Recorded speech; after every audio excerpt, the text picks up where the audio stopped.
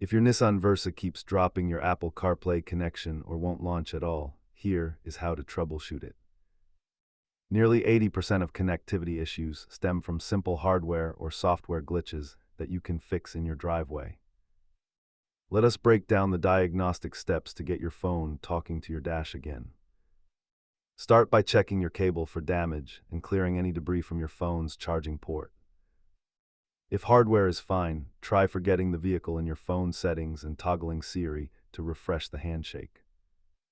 Check your Nissan infotainment system for firmware updates, as outdated software often causes protocol conflicts.